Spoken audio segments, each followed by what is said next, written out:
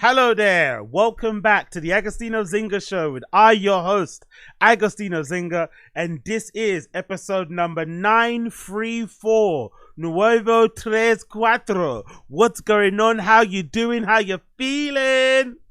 How am I feeling? I'm feeling fantastic. Fantastic. After United managed to scrape, fight their way to a 3-2 win against the mighty Burnley, the mighty Burnley at home. I am absolutely over the moon that my dear United, my beloved United, managed to scrape and scramp and scum and harangue and collapse and collapse a 3-2 win over the mighty Burnley. So I'm in a good mood. I'm in a great mood. I'm in a joyous mood, and I can't wait to talk to you today about that on this wonderful, amazing, mind-expanding, #1 cultural commentary podcast in the world. Thank you so much for joining me. So let's get right out into it. Big up United, big up Blood Clot United. Before the game, I said in some Twitter spaces I was in, the most important thing for us today was to win. The most important thing for us today was to win. It didn't really matter about the performance. Honestly, it didn't really matter even about the amount of goals scored. I just wanted us to win by hook or crook. But then when it came down to it, the victory was a little bit shaky. I'm not going to lie. If you're Ruben Amorim, you won't be too happy about the performance. You're happy about the win, but the performance is still going to concern you, especially coming off the back of losing that game or getting knocked out of the flipping League Cup by Grimsby in very embarrassing fashion because, you know, Grimsby are currently playing in League 2 and we're meant to be a Premier League side. We're also meant to be one of the, biggest clubs in the world, allegedly. And we're getting knocked out by the mighty Grimsby, who deserved it, don't get me wrong. They deserved to knock us out, I think, actually in normal time, but they did it in penalties. You would have expected a different response when it came to some level of like comeback. I think the response was good in terms of us attacking. The response in terms of us defending and concentration wasn't there. I felt like the team was disjointed. It almost felt like the attacking players were trying to prove that they're not the problem, but then they weren't helping out the defense. That's what I would say. If I was being critical, I wouldn't put it all down on the defenders. I had a feeling like the attackers were trying to prove that they were not the problem and they were negating some of their defensive responsibilities, leaving gaps and stuff. But it's still not to excuse some of the goals we conceded. But that aside, I was really happy that we got the 3 points on the board because the goal came right at the end. Right at the end, Bruno saved us as he usually does. I personally think he didn't have the best game, in my personal opinion. Although he was involved in the first goal, which was an own goal, and he was involved in the winning the penalty at the end. So 2 pretty decisive moments in the game. I thought apart from that, he didn't play well. So I recognize that he was involved in 2 very decisive moments in the game. That short corner that they worked out on the side that led to us winning or scoring the first goal. Casemiro, really good goal, really good header back onto goal. Dubravka saved it pretty well, and unfortunately the defender, Burnley defender, it knocked off his knee and it went in. And then the final goal at the end, he was the one, if I'm not mistaken, that kind of slid the ball, had the 1-2 with Ahmad and kind of got the ball in there. By the way, that player, I think his name is Jaden Anthony, right? He was giving it the big one when he scored, but he let his team down, man. Jaden Anthony, big him up. I understand he's playing at United, playing at Old Trafford. It's a big moment, but he really let down his team. Jaden Anthony let down his brothers because that was poor from him at the end. I don't think Ahmad was going anywhere. I think they had enough cover. There was a player actually in front of him that could have covered Ahmad. There was another player in front of Ahmad that could have actually covered as well that space. I don't think Ahmad would have done anything in that position. Personally, I think they would have been able to clear it. But Jaden Anthony panicked, thank God, and pulled Ahmad, which led to the penalty. And Bruno Fernandes, although he missed the previous penalty, this penalty he dispatched, but it was close. It was close, bro. The angle, I didn't see the replay from behind Bruno. Maybe it was far more in the corner than I expected it, but the keeper did dive the right way. Dubravka is actually a really good goalkeeper, actually. I would go as far as saying, I think Dubravka is better than both of our goalkeepers. Not gonna lie. I would think, I think I take Dubravka over Onana. I take Dubravka over fucking Bayinda. Maybe he's not the best on with the ball at his feet, but as a, goalkeeper, fucking fantastic. That being said, I was happy with some of the attacking play. I was happy to see some of the combinations we saw with Mbeumo. Up front, he looked like he was on fire. Really upset about Cunha's injury. That's kind of heartbreaking, I'm not going to lie. I thought Mason Mount played very well, not going to lie. I'm going to give Mason Mount his fucking dues. I'm not the biggest fan of Mason Mount. I'm still a bit on the fence as to why we even signed him. Not on the fence, sorry. I'm still a bit miffed as to why we even signed him in the first place. He doesn't seem to really do anything high level, but he does keep himself busy. He was pressuring a lot of the defenders. He didn't really win a penalty. He kind of had Kyle Walker on skates for the most part. Although Kyle Walker, you know, we're seeing the last of his career, by the way. He looks really shaky, bro. I think if you're a Burnley fan, Kyle Walker must make your he must make your heart skip, not in a good way. You know what I mean? He must make your heart skip and not in a good way. Because Kyle Walker, every time that ball went to Burnley's right-hand side, our left, we got a lot of joy, especially in the first half. So Mason Mount capitalized on that. Well done to him. I have seen a comment from Ruben Amorim saying that Mason Mount played with an injury for 30 minutes. So big up Mason Mount, man. He played for an injury for 30 minutes. So it goes to show how much he's really trying to recover his career, trying to obviously bleed and die for the shirt. That's fucking great to see. Although it's upsetting because it meant but Maino would have not have come on if Mount wouldn't have got injured, I don't think. But he'd made a sub anyway at half time. I thought Maino did pretty well when he came on too. Solid performance, nothing too crazy. If anything, I think Maino played better against Grimsby than he did against Burnley. Again, I think Bruno was anonymous for the most of that game.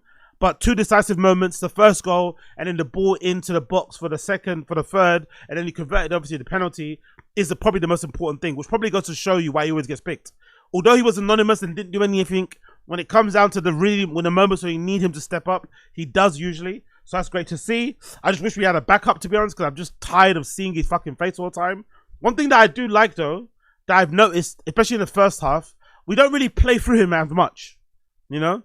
We don't really play through him as much, which can be annoying because I think when he does get on the ball, he then wants to really make an impression, get touched in a while. But I think the fact that we play through other players is making us probably a bit more of a well-rounded team.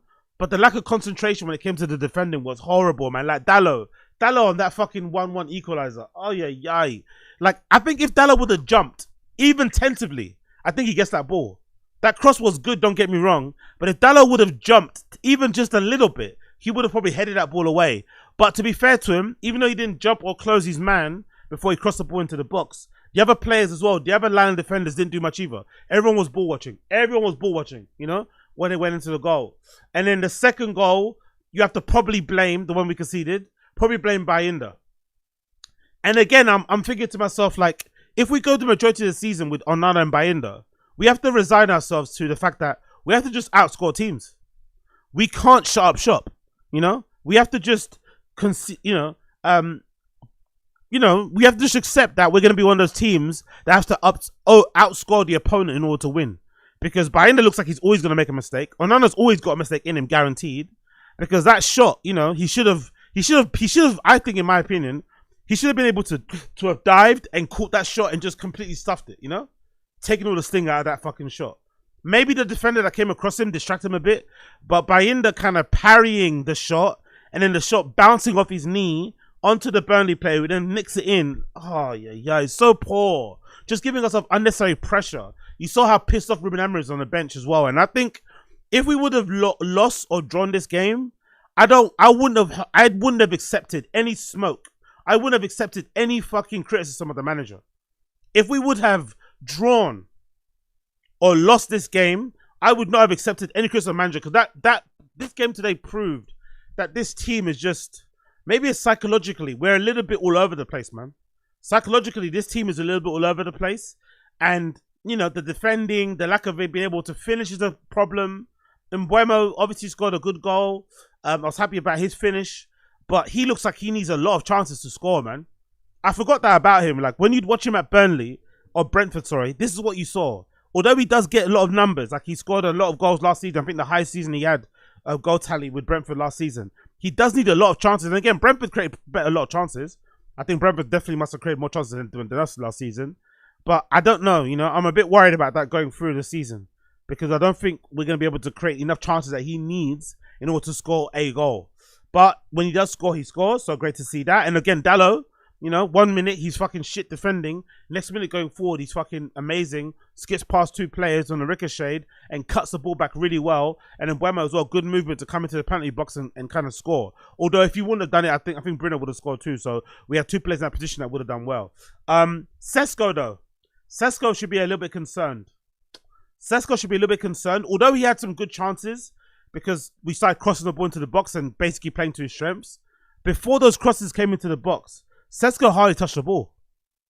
Before those crosses came into the box. So, God almighty, it's looking a bit.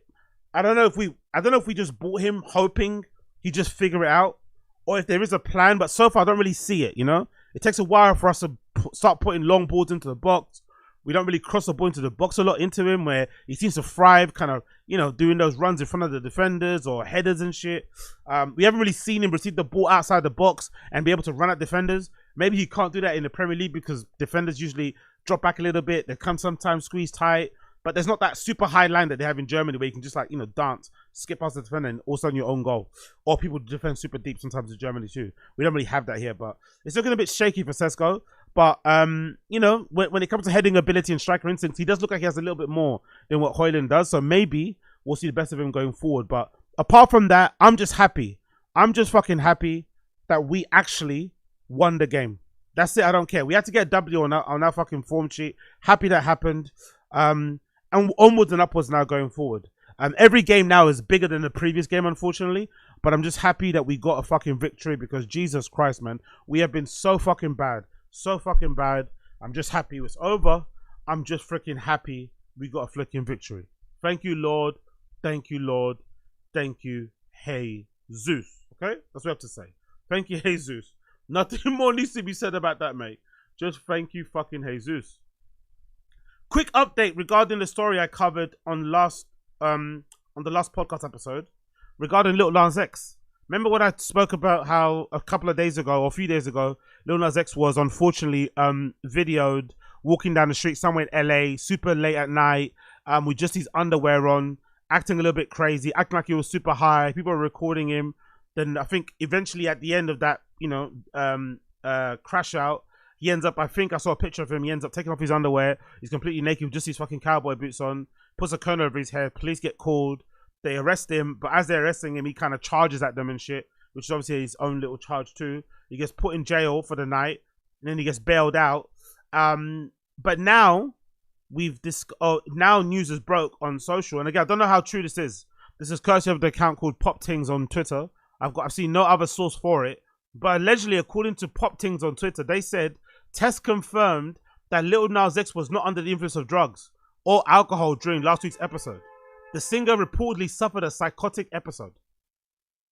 Now, I don't know if they're doing this because his record contract kind of stipulates he can't get drunk or high or have some sort of crazy crash out. I don't know.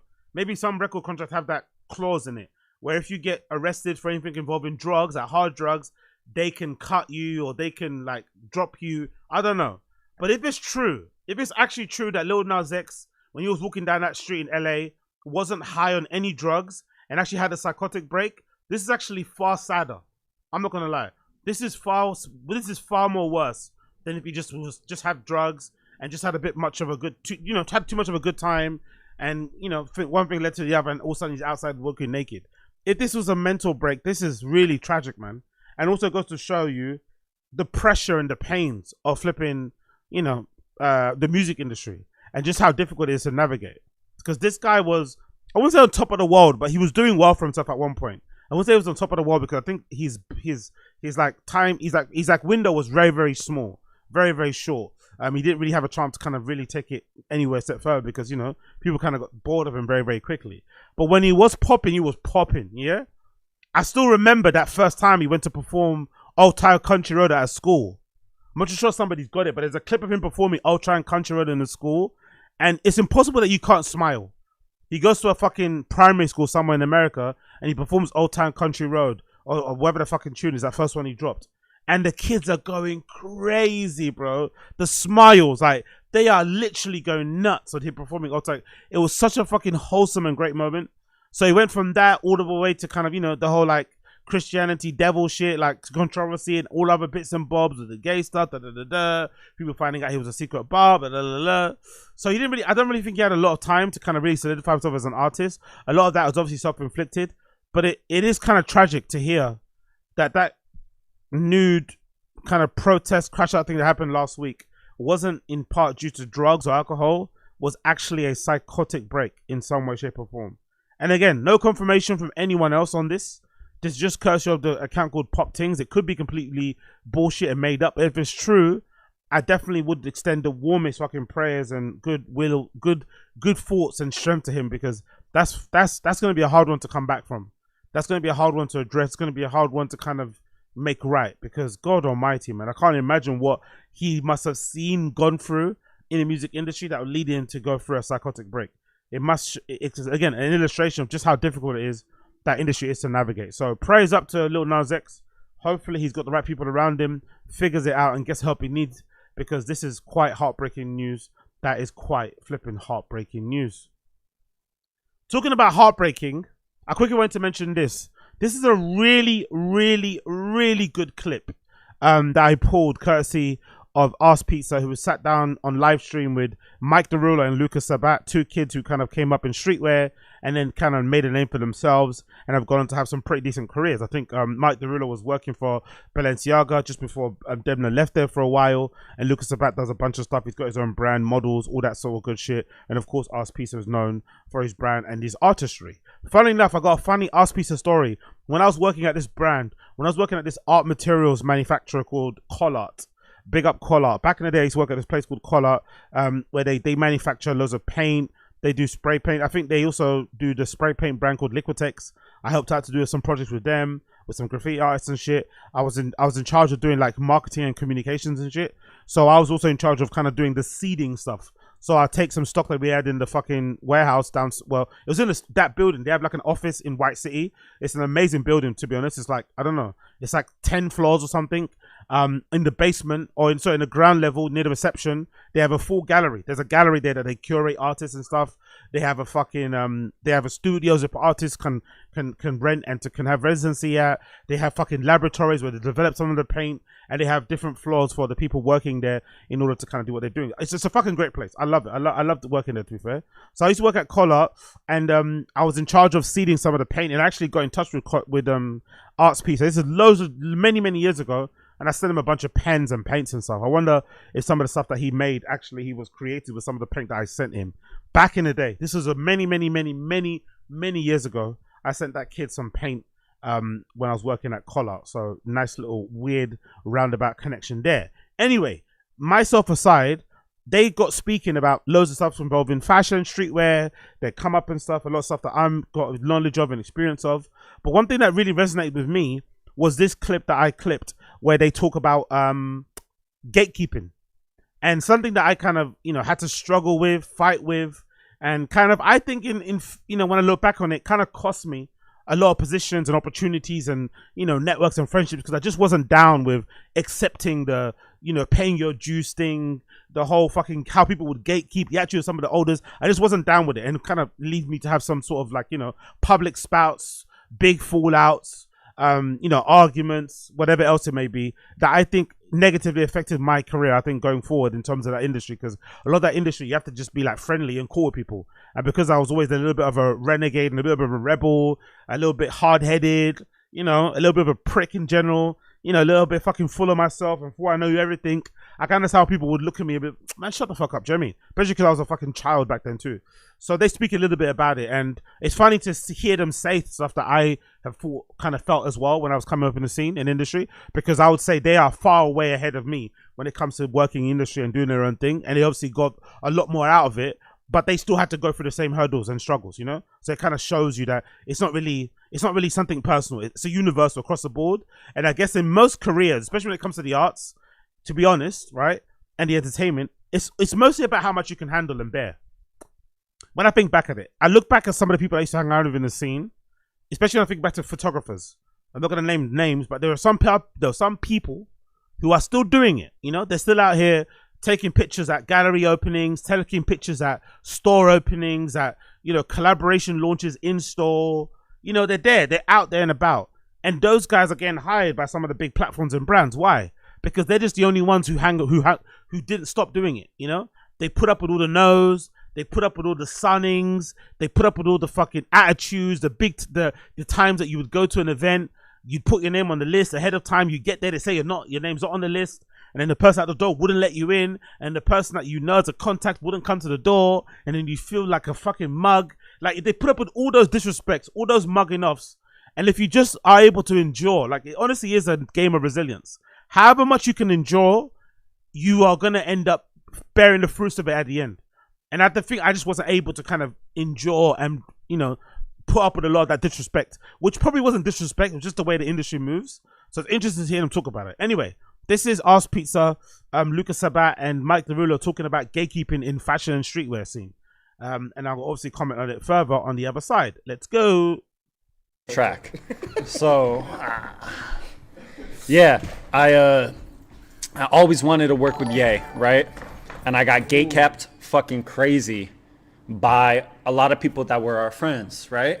Yep. You had a lot of people, they were like 40 years old, going to say, oh, I want to talk, come to the Mercer, come talk with me, let's brainstorm ideas. There was a dude named Elon, not Elon Musk. His name was Elon Rutberg. Oh, wow. And he used to invite me to the Mercer to talk with him about ideas and say, oh, I'm going to pitch Ye this thing you're talking about. We got to connect you and Ye. Never once ever connected me with Ye. Used to just pick my fucking brain. And I was dumb enough. I was naive. You know, I was fucking 15. And we're nice people. Look. And we're nice people. And we just love the art. We just love the art. Will steal the energy and the inspiration from the source.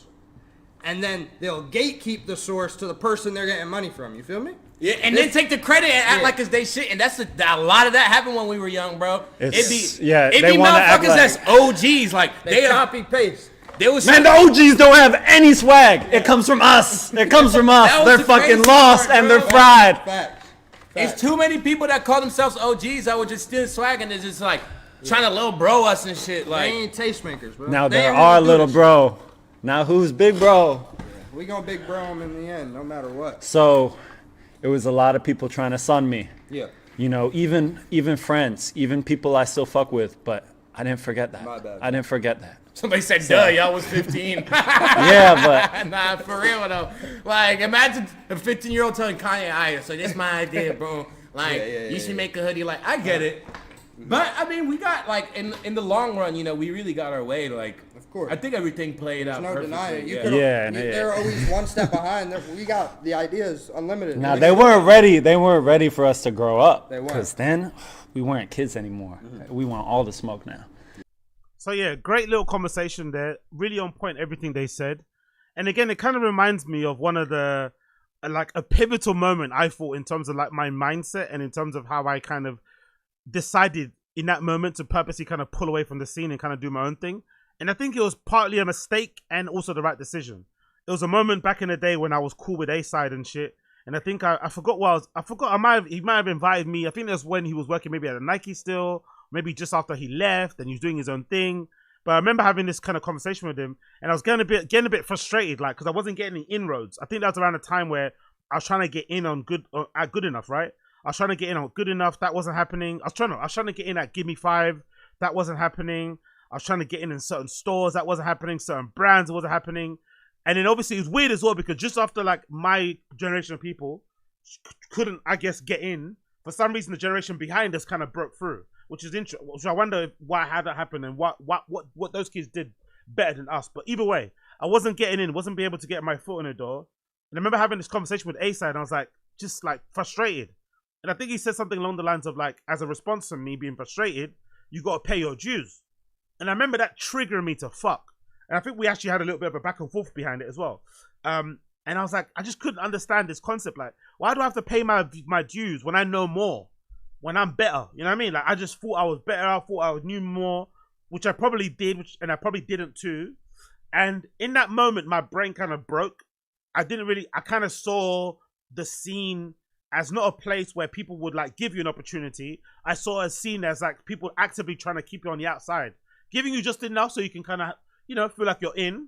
You get some free shoes, you get invited to this event, you get invited to that event, you might get a feature on that website, you might get an email from this person, a follow back from that person. So you're kind of involved, but you're never actually involved because they don't want you to get involved because naturally, those jobs that you're going for are jobs that most people that give a shit about clothes, most people that give a shit about music, that give a shit about fashion, that give a shit about skateboarding, that give a shit about art, that give a shit about design, like all that sort of shit, scene shit, you're gonna kill for it. You're gonna love it. Those are your dream jobs. So it's only natural that the people that have those jobs now, that are like, or that had those jobs then when I was like 19 or something, they were like 30, 40, 50, 60, they're not gonna go anywhere. You know what I mean? Why would they go anywhere? Why would they give you a bring in? Why would they hold the door open for you?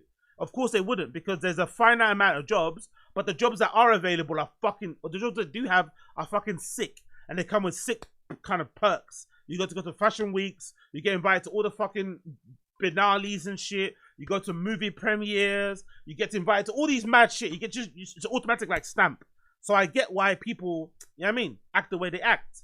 So it was one of those sobering moments, and I decided in that very moment though, which I think is good of me, to be fair, one of my only strong kind of like traits as a person is that I'm not a moaner. Like, I don't moan.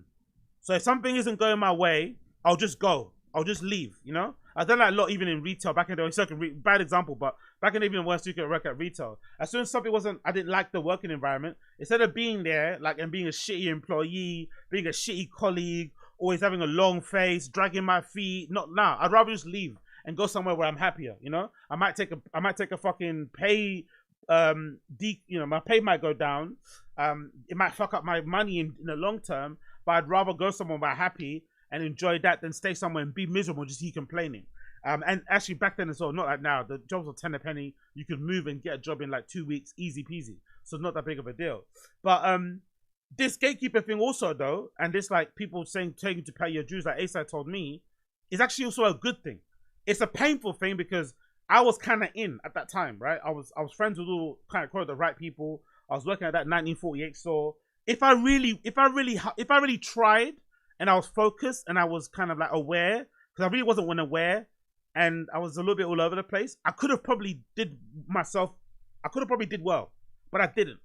But looking back, that kind of no, or that closing of the door was also the opportunity and the chance that I needed to supercharge me to go and do my own thing.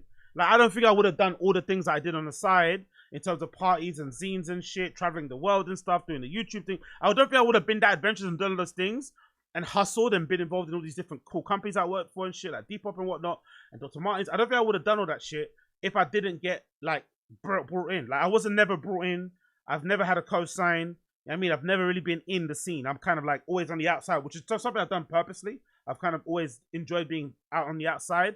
But I think that early no, and me realizing quickly that, oh shit, there aren't no bring-ins. No one's holding the door open for you. No one's gonna fucking recommend you because no one wants you to take their spot. Naturally, because these are cool jobs. So you're gonna have to either figure out your own thing or just go somewhere else. I kind of did both. I kind of went somewhere else and kind of worked more in the startup world, did that sort of shit, got my experience up, and I also was still active in the scene by, like, you know, participating in certain shit, just being around and soaking all the shit up. So when a chance did come, I could kind of jump on it. But I think those early no's were incredibly, incredibly important. But the gatekeepery is brutal. But I think nowadays, actually, this new generation of kids, they're a lot more, I feel like they're a lot more like, they're not as beholden to institutions that I was. Because when I was coming up in the scene, like, I wanted so badly to work for fucking Gimme 5, right? That group, whatever. I wanted so badly to work at fucking Supreme and shit. Well, they weren't open then, but you know what I mean? Working at Bape, all these sort of shit. Working at ID magazine, working at Days of Confused, working at fucking Fantastic Man magazine when that first dropped. Working at fucking Carla Otto, working at Protein Studios. You know what I mean? So I wanted to be involved so desperately in these places. But I feel like these kids now, especially these Gen Z kids, they're killing it because they don't give a fuck. They'd rather create their own Supreme. They would rather create their own ID magazine. You know what I mean? They're not bothered about working for these institutions. And if they do work for them, they're going to make sure that they get fucking favorable fucking salaries, favorable fucking working conditions and shit. They don't play. So I like how these new generation of kids, they demand way more and they're not that infatuated with like name brands and like institutions, big corporations and shit. They don't give a fuck, you know?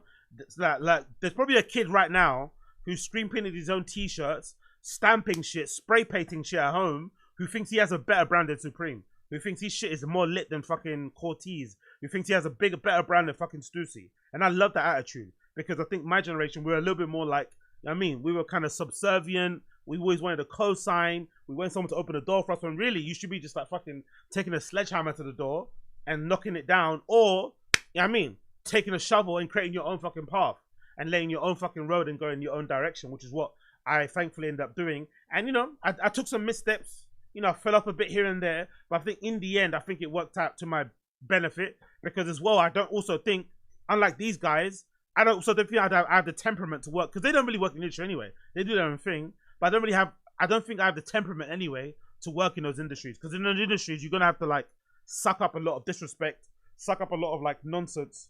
And I'm happy I didn't do that. I'm really fucking happy I didn't do that. But I thought this was a really good stream. I recommend you check it out completely. It's really fucking good.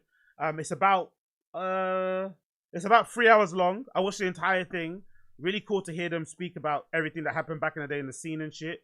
You know, for some reason, Luka Sabbat is like screaming in the back there. I don't know if because he thinks the microphone's far away from him, but he's really excited. Mike the Ruler gives loads of really good information and knowledge about Balenciaga and fashion and shit. His story actually about linking up with Demna is fucking brilliant because from the minute one, he was always obsessed with Kanye and Demna. His story about linking up with Demna at Balenciaga is so fucking good. I recommend you check out that stream. Really fucking fascinating interview. I enjoyed, live stream. I enjoyed every one of it. And I think they do them every Wednesday. No, every Thursday, sorry. I think they do them every Thursday. So big up them. Big up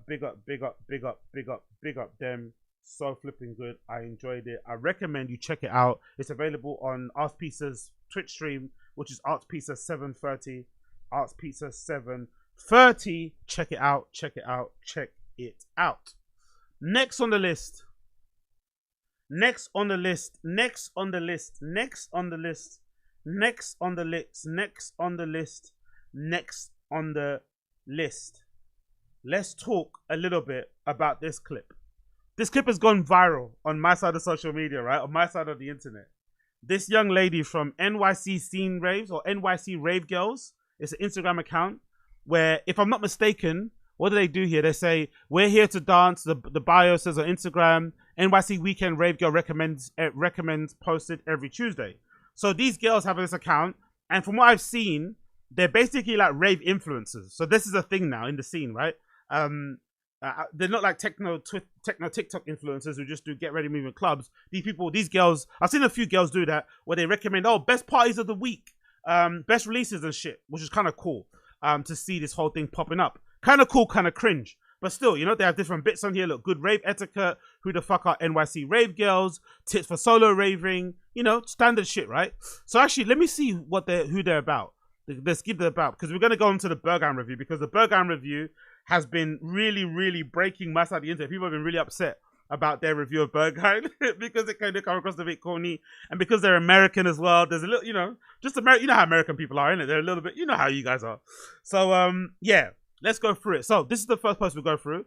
This is who the fuck are the NYC Rave Girls. So what does it say here in the caption? Oh hey. For those who are new here or who didn't meet us on TikTok first, here's a little bit about us. We are, how we got here, what we do, and what we believe. It's been one hell of a ride so far. We're so grateful to everyone we've met and often on the dance floor, and we can't wait to see what's to come. We're just happy to be here. Thanks for the trust. So let's go always to the fucking slideshow. Who are they? We are, how do you say her name? Kensnaya. K Senior is it? I'm not sure if the K is pronounceable or if it's silent, but let's say Senia. Maybe it's Senia. Maybe it's Ksenia. Senia and Mary, best friends and musical soulmates. House music is our drug of choice. Our friendship was born from dancing our faces off in hot honey Sundays, boat parties in the summer of 2021. We haven't stopped since. NYC Rave Girls is our passion project, and as most good things in life, it started as a beautiful accident. How we got here. Like lots of you, we found ourselves going to shows nearly every weekend. We'd always have the debrief afterwards, so we thought, why not document that? Just as fun and silly little project for ourselves. We came up with the name NYC Rave Girls and posted our first rave review on TikTok in September 2023. We made a habit of doing so after every party. Funnily enough, people started following along. Okay. A few months in, we started sharing monthly recommendation for raves, which parties to try and why. NYC has a lot of events, but it's hard to know which ones will actually match your vibe, especially if you're new or want to try something different. We also noticed people are really craving connection. We wanted to meet each other and go dancing together, so we started holding space for a community to grow. What we recommend, what we do, rave recommendations. Every Tuesday, we drop a list of 20 shows, parties or raves to check out on the weekend. We spotlight a few based on our personal taste and experience. This isn't an exact science, and we're not trying to list every event in NYC. We think about music venue, promoter, crowd, and we aim for a mix of big shows and little local gems. We don't know everything, so you're always welcome to add to the list. Community. Our Discord server, link in bio, is our happy place. Pretty early on, we realized flying solo can be a big barrier for entry to the scene, especially for girls. So we created a Rave Buddies channel for people link up and to go shows together in groups or big or small. We've heard more than a few besties have met this way. You'll also find channels for music recommendations, show tips, safety advice, and more. Cool. As former dancers, we live to move. That's why our motto is and always will be the dance floor is for dancing. Yeah, but everyone's got that motto though. Come on, girls. Our favorite way to engage others is to dance through our own NYC Rave Girls parties, our pop-up style for now. But when they happen, expect good music, good people. Is this only for girlies? Nah. Being a rave girl is a state of mind. We will say this, girls to the front. Navigating nightlife as a woman can be scary, so whether it's behind the decks or in the dance floor, we want to help girlies confidently take up space. So it's not for girlies only, but it is for girlies only. Got it. We also great for the guys who get it. We lead by example, support the energy we're building, and look out for us. Sorry, the dance floor is including, but the best dance floors include all of us. That's true. To be honest, anyway.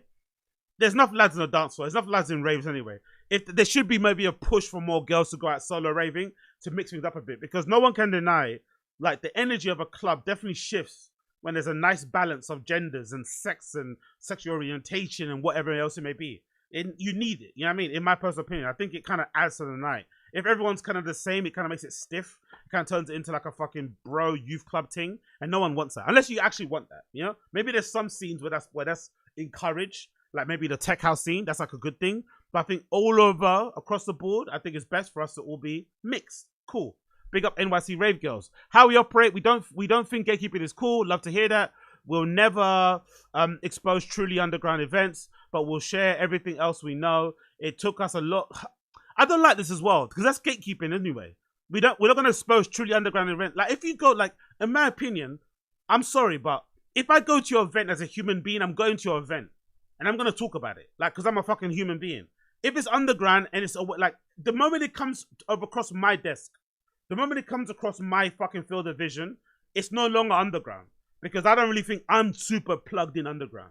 If it comes across my fucking line of sight, then it's cooked, isn't it? You're not only underground anymore. Just accept you're going to have normies and kind of stragglers and fucking NPCs like me to pop up. It is what it is. Not that big of a deal. Plus, it's also a promotion anyway, isn't it? It's your rave, bro. Like, I put on parties back in the day as well. Like, it's fucking difficult to bring people out. Like, as many people you can get to come out. And again, it doesn't really matter because you have door pickers anyway. It's not like you're going to get random people just, like, storming in. You're going to still have door pickers. Just let people fucking dance, man. You know what I mean? Allow it. It's all good. It took us a lot of trial and error to figure out the rave scene in NYC. But doing so had led it to a people and life we love. We want to help others find their people and their taste. We also strive to set a positive example. I'm curious to know, though. I'm curious to know how different or how similar the NYC scene is to in London. Because I would imagine New York people, with their history in clubbing, with their history in nightlife, with their history in like dance music, house music, techno to some extent, disco, obviously you think of Studio 54. I wonder how seriously they take raving.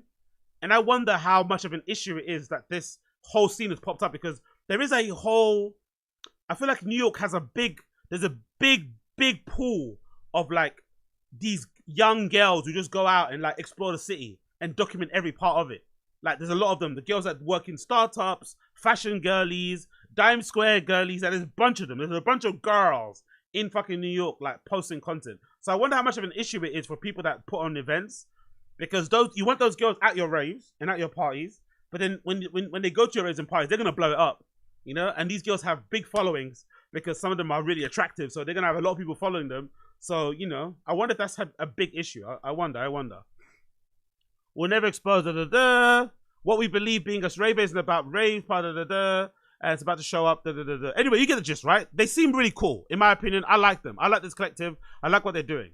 But people weren't really happy with their review of Berghain because they thought it came across really corny and whatever else it may be. So let's actually watch the review, and I'll give my review of the review. So this is one of the NYC Rave Girls. I'm not sure which one it is, but one of the NYC Rave Girls decided to do a post-Berghain review. And I thought it was really good. For somebody that probably went into, you know, one of the biggest clubs in the world, it's a pretty crazy place. There's people doing crazy shit. Usually when I go in there, I'm fucking off my face. To come out of that rave and have this very coherent, you know, somewhat well put together fucking review, I think is an achievement in itself. So big up her for that. But let's hear what she has to say, then I'll tell you what I think on the other side.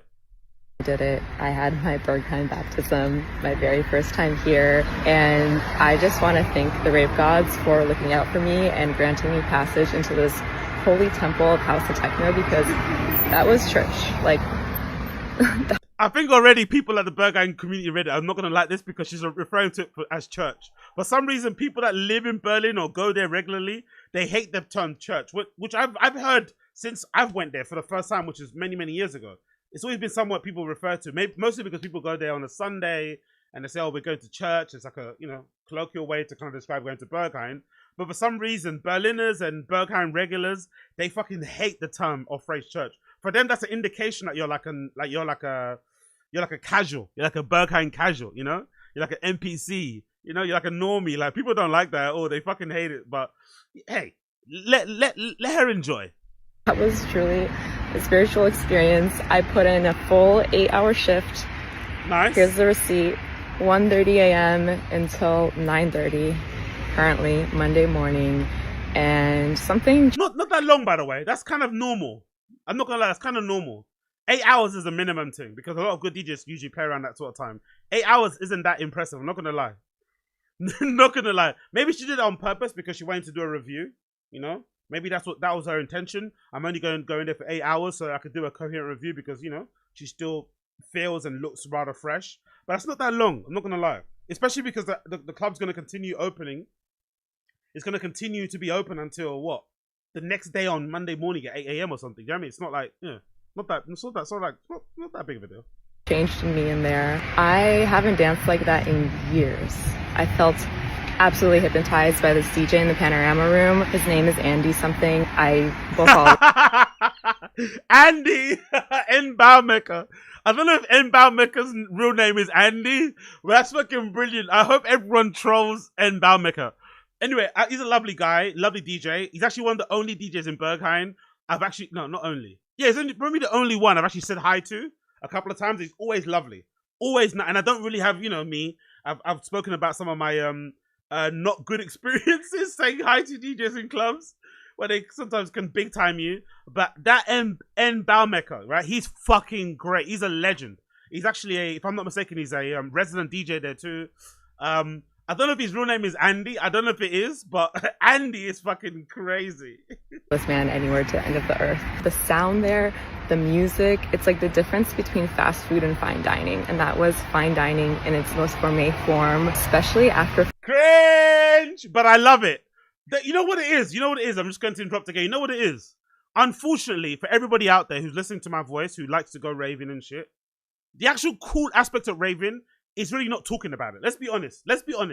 The cool aspect of raving is going to the rave and not actually talking about it. If you're posting about raving, you're doing get ready with me's and shit, you're doing fucking video, you're doing the blank, you know, the video clips where you can't see anything because the sticker's over it, but then you're tagging Berghain, that's really uncool. That's lame as fuck. Let's be honest. The real cool part of raving is just going to the raves and enjoying yourself. Actually posting content about anything, especially including raving, is corny and lame as fuck. You know? So that's what's happening here. I just think because she's making content, she comes across lame. But really, it's no different than talking about anything else. It's just inherently lame. Like, I'm inherently lame. I'm washed. I'm cooked. I know this. But I think the people that were watching and complaining, they go to raves and they go to Berghain and just go, post their picture outside and keep it moving. But when you're creating content, you're always going to come across corny because, you know, that's the content world, man. There is no content without corny. You know, you can't spell fucking content without C. You get me? 4 a.m. From 4 a.m. till I left at 9:30, the crowd was just mwah. Like all the professionals were left, real dancers, and I felt so free because no matter what I did or how I looked, there was someone who was more intense or more next level than me, and there's a safety in that and like an acceptance, and it was bonkers.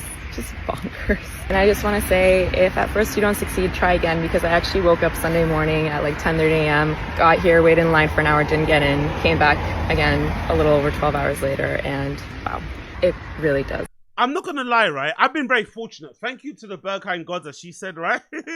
Thank you to the Berghain gods. I've never actually been denied entry, especially when I went by myself, ever. I think it has something to do with the way that I look, right? You know, black card, race card, BLM, all that shit. You know, Wakanda forever. I think it has something to do with that. But any time that I've gone, the one time that I've gone with a group of guys, denied. Denied. That's actually a funny story. I actually went there with a group of guys. No, I actually didn't go to a group of guys. I bumped into them when I was out there. Some guys I went to college with. Big up you know who you are. We went to sixth form together. Big up St. Ange and St. Bonaventure's fucking sixth form. Or St. Bonaventure, St. Ange's sixth form. We went to there back in the day. And I happened to bump into them. That happens all the time when you're in Berlin. You bump into the most random people. And they were like, oh yeah, let's go to Berghain together. And obviously, you know, 10 lads from the UK already fucking off our tits, drunk and high as fuck. We turn up and obviously Sven at the door is like, not tonight, guys. Clearly. And for some reason, in our drunken high stupor, we go around the corner and we all swap jackets. Looking the way that I am, we all swap jackets. Everyone looking the way they are. We come back again, thinking that's going to work. And obviously, Sven looks at us like, what? Get out of here, man. So that's one of the only times I didn't get in. But again, I was with a group of very rambunctious white males, Asian males, black males, you know, guys from London. But one place we did get in after we went, I think if I'm not mistaken, we went to fucking Club de Visionaire. That's where we got in. But that's actually a really good club as well. Big up Club de Visionaire. Live up to the hype in every shape and form, and there's nothing like it. And my favorite moment was the moment where they started flashing the blinds and you just see the daylight pierce in and it feels like salvation, yeah. like something holy just happened to you. So wow, I think my chakras are opened, and at the same time I'm definitely going to hell for going in there. I love you, Berlin. I finally did it. Yeah, to be fair, I'm not gonna lie, I really enjoyed her review. I just think inherently it's very hard to not come across corny, to not come across cheesy when you're doing content. There's just no way to not do it. I've just seen some guy the other day go viral on my side of social media. No, somebody posted a clip of him, this Chelsea fan who's kind of doing bits with his content. And he was like, you know, doing the kind of forced reaction of being angry about a result, or no, about signing, I think. But because he hasn't got glasses on, which is another hack, by the way, if you're doing content online, make sure you wear glasses. Because if you wear glasses, you can kind of hide where your eyes are darting around, right? And you can kind of make sure people kind of pay attention to what you're just saying instead of your eyes darting around the room. So this guy was making content and he was talking about Chelsea and being pissed. But as he was trying to pretend like he was angry, his eyes are darting around, make sure no one was watching him. So he was more worried about people seeing him than he was about acting angry. So he was clearly acting. So there's a performance, there's a corniness, there's a lameness about content. It just is what it is. But if we take all that judgment away, if we just analyze what she said, look at her face, this girl had fucking fun. This girl had that moment, that experience that we've all had when we first go to Berghain, when we first go to a big club, when we first have our, you know, whatever moment that we have on the dance floor. She had a fucking blast, and she's telling us all the things that we've kind of, you know, loved about going to that place for the first time, getting in the first time, you know, getting searched for the first time, being able to kind of go up the stairs for the first time. Back in the day when I went actually the first time, I think they had that statue. I think in the place before you went up the stairs, there was a statue. And if I'm not mistaken, it was pissing, wasn't it? If I'm not mistaken. There was a big statue of a guy pissing and shit. That was fucking cool. But just going up the stairs, hearing the sound fucking hit your face and shit. Going to, you know, hearing the sound in general. Everyone dancing. It's fucking amazing. We've all had that moment when we first go. So I don't really see what the problem is with that. I just think people are upset because she's a content creator talking about it. And there is this weird friction online, especially with certain raves, maybe with Berghain especially.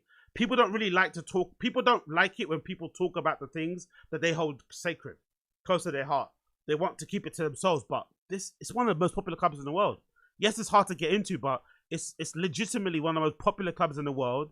It's protected by certain laws in Germany, in Berlin, preventing it from getting knocked down or whatever else it may be, or closed out of the blue.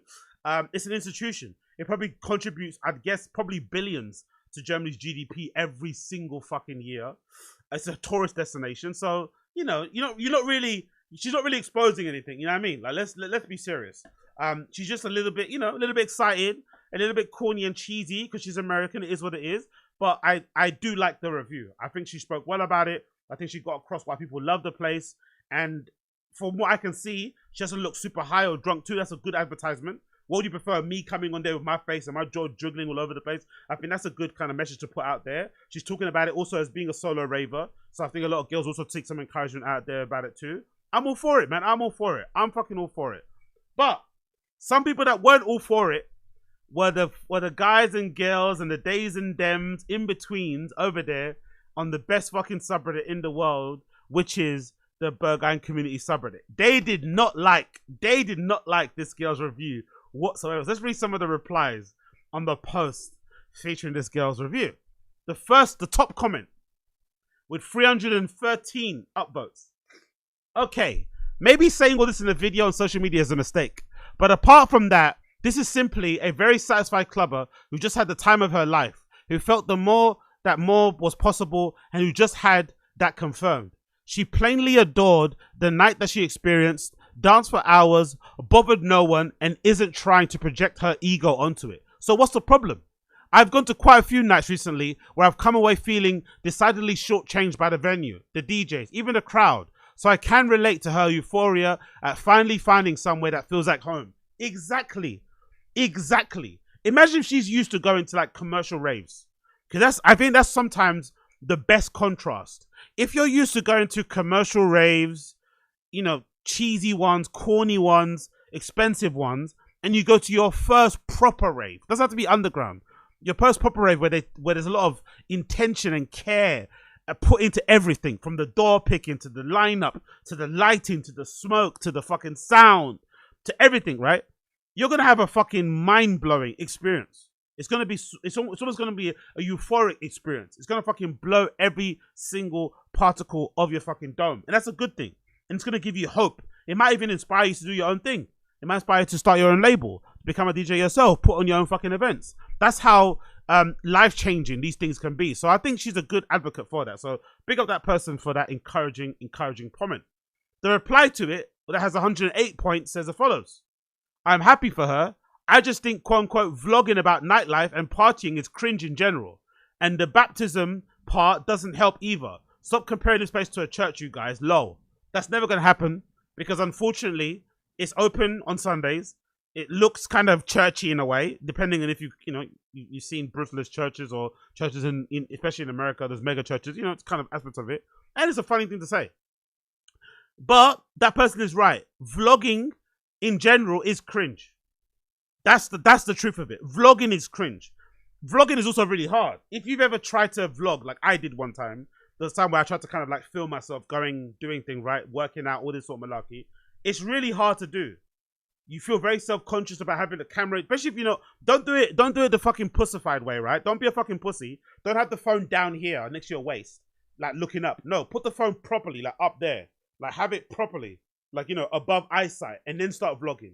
Walking down the street, talking to yourself. See how embarrassing, see how fucking lame you feel. It's not fucking easy. So the people that do it, they have a certain level of like lack of shame, certain level of resilience, certain level of determination that most of us don't have.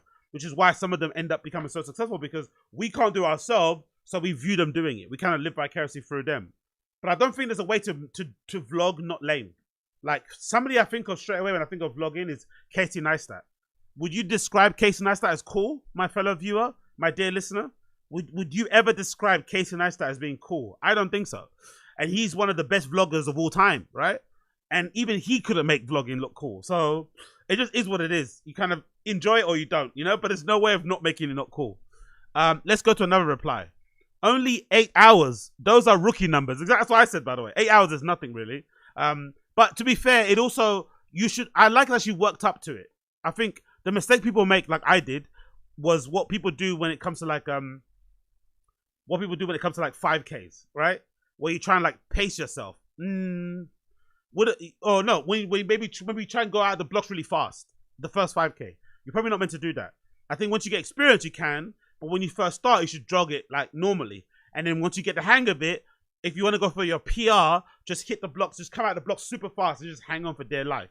But when it comes to raves, I think it's better to just work up to it slowly. So the first time she went is 8. I'm sure when she goes the second time, she'll try and go from Saturday morning until maybe Sunday evening. You know, you kind of ramp up little by little. But the most time I've been there, I think, in one setting was 18 hours. I think the one time, the first, that's maybe the time, maybe 2 Berghain trips ago. That was the one time, my longest time, 18 hours is one where I've been there non-stop, haven't left, haven't gone to pick up, haven't gone to fucking withdraw. I've just been in the same place for 18 hours. I think that was the last time that I did that. But yeah, 8 hours is whatever I did. But hey, she still did it. Another person says, cringy, absolutely. But I love seeing people happy and excited about things. There's so much sadness and apathy in this world, but I'm always support moments of joy and enthusiasm that don't harm anyone, anything, of course. Exactly. There's so much. Most of us are quite cynical, myself included. Most of us are quite black-pilled, myself included. But when someone's just sharing their moment, sharing their, experience with no fucking agenda and not hurting anybody, I don't know how you can hate that. Yes, is it corny? Yes, is it cringe? But I think a lot of it has to do with her being American and her also creating content. You just can't escape it. You cannot escape it. Even me. I don't necessarily think I'm the most corniest person in the world. But even when I watch my own stuff, to edit or to clip or to timestamp, I cringe so much, I want to fold into my own fucking belly button.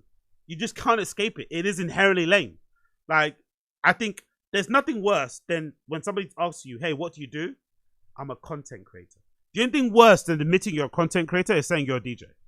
The only thing worse than fucking admitting you'll create content online for a living or you're an influencer is admitting you're a fucking DJ.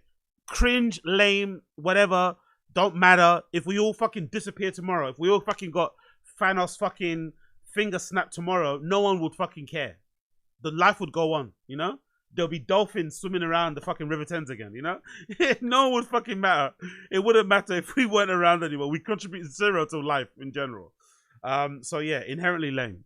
Another person says, not trying to be overtly defensive, but I think passing judgment here is a little boring. She clearly seemed to have a good time and felt blessed to get in. I know a lot of Americans who go and don't get in. Then next thing you know, your vacation is up and you have to leave.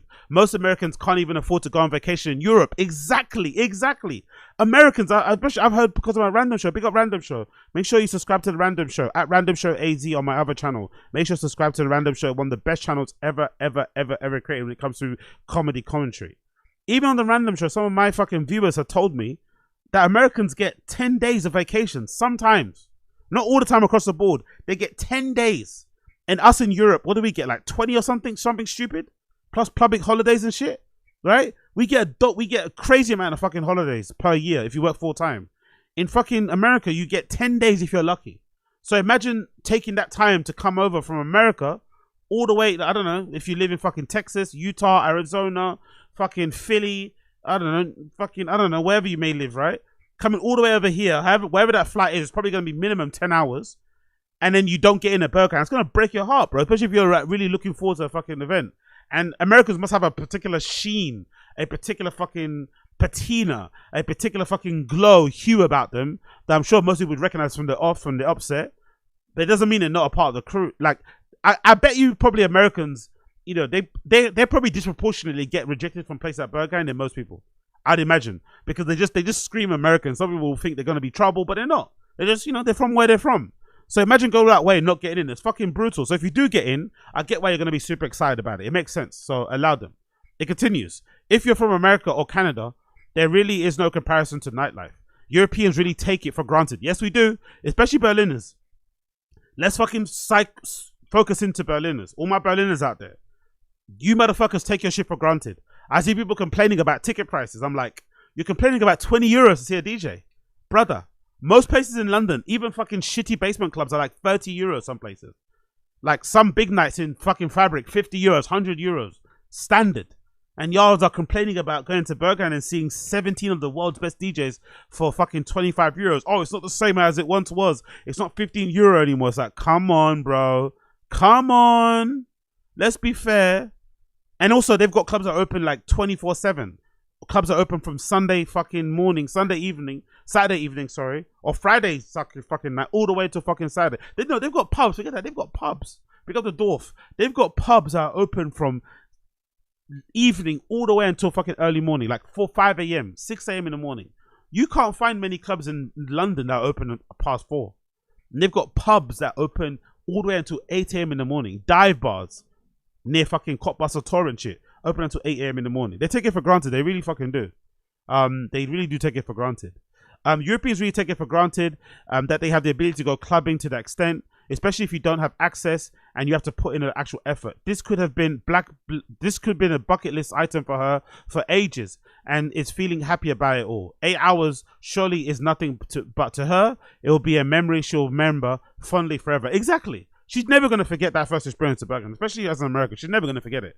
If it had such an effect on me, and I've had, London has a fucking great history of having some of the greatest nightclubs ever in the history of fucking nightclubs, and I've had my fair share of good experiences around Europe as well. But she's coming from America, like that's gonna blow her mind. That's gonna really set the standard, set the benchmark. You know what I mean? And also I was wondering as well about the granted thing. If you live in Europe, you also take fucking raving for granted.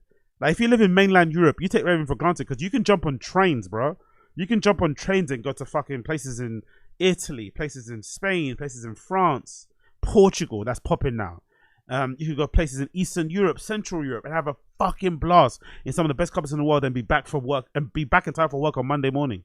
Like honestly, motherfuckers take what they have for granted so fucking much, and then get upset when people see all that amazing shit and lose their mind.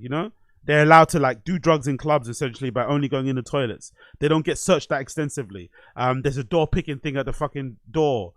People are there free, 100% selves on the dance floor. People getting off in dark rooms. The sound is immaculate. Great fucking DJ, set list and shit. Like you niggas take it for granted, man. Really do fucking do. Honestly, spend a year in London. Spend a year in London, like paying fucking €100, £100 each night you go out minimum. And then you'll see what I want. When she said it was the 4 a.m. and only the professionals were left, I died. Yeah. But to be fair, she's kind of right. Around 4 a.m. in the morning on Sundays, it does kind of like, there's a weird shift, I think, rotation in terms of people there. I think so. Because usually if I want to go on a Sunday, I'll usually try and go between the hours of like 3 a.m. and 9 a.m. That's usually the window that I'll try and go. It's sometimes a bad time because people would sometimes leave a club on Saturday. They will on Saturday evening to leave. But I find if you usually go around that window, maybe if you tighten it up, maybe if you do that 3 to 6 a.m., you usually have got a better chance of getting in, and there's not that big of a queue. But I could be wrong. Another one here says that Molly was still hitting. Yep, good to hear. Another person also says that long accepted techno's pretentious nature. I've long accepted techno's pretentious nature. Kay's enthusiasm here might seem cringe, but that's not her problem. The complaints here echo the conservatism and fascism that venues at Berghain were created to escape. Good point, actually. Some of you sound like evangelical Christians, preaching freedom, acceptance, and non-judgments while creating exclusionary environments that reflect your own internal conservatism. Exactly. And gatekeepism as well, if that is a thing. We're all experiencing a global slide towards fascism. I would encourage everyone to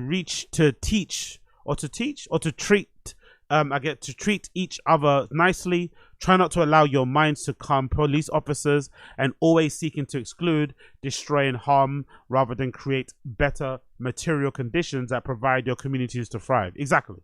I really, really do encourage that. That's actually a good comment. I'm upvote that big of that person. The arrogance in this thread is mental. She's gone and loved it and made a happy video talking positively about it. Some of you guys have big problems. I agree. Patronizing a club is always the next level secondhand embarrassment. Again, two cool people talking there. I feel this is less about Berghain and raving and more about what happens to an influencer when you give them permission to make a video about permission. Who needs? You don't need to. Anyway. After 8 hours of not being able to make a post, the sentiment is cute, but the whole IG account off the wall cringe and cheesy. Yeah, Andy something. Cringe. People saying church to it is the most cringe thing. And yeah, people were just upset. People were just upset. But I personally love it. I just want to thank the technical gods at church 8-hour shift. Here's a receipt. Anyway, big up NYC Rave Girls. I'm a fan of them. I like their little collective. I like what they're doing personally. I think this is generally a good thing. They've got posts up here about rave etiquette, right? Telling people how to behave on the dance floor. I don't think it's a bad thing. Or encouraging good behavior on the dance floor. Putting out that kind of content, right? Look at that. Look at that hat that she's wearing on the dance floor. Anti-Yapper Club. Anti-Yapper Club is fucking brilliant, right? Talk over the music, breaks the spell of everyone around you and pulls you out of your environment. Plus, don't your vocal cords hurt. I agree with that one. Mind your space. Say excuse me and sorry. Take care of others. If something is happening to help someone had a hard time, don't look the other way. I like that. Check your phone use. This is a good one. That's something that I need to kind of get in. I need to kind of get under control. I sometimes can go a bit crazy in terms of recording clips to kind of fine tune ideas on the dance floor. But really and truly, you should be doing that from the side. If you're on the dance floor, put your phone in your pocket and just fucking go crazy. Move your body, move your limbs. Actually, weird enough, especially in London, because everyone's a bit, stuck up and a little bit sometimes pretentious and a little bit too like shy. I've actually found if you actually go on a dance floor and you actually really shake your money maker and go crazy, most people will follow your lead and you'll end up having a fucking great effect on the dance floor and everyone will fucking go crazy and actually start enjoying themselves. So it's actually a beneficial to all if you go to the dance floors and decide to keep your phone in your pocket, because you'll then end up improving the overall ambiance and vibe of the rave itself. Consent is non-negotiable. That's obviously obvious. Guys and girls dancing on their own is not an invitation. Very much true. I just think in general, just I don't know. In my opinion, even if you're like a red-blooded male, a heterosexual male who just wants to fucking get your dick wet and shit, I would really encourage you just go on a dance floor without the intention of thinking of trying to pull. And most likely, if you want to pull, you will probably end up pulling.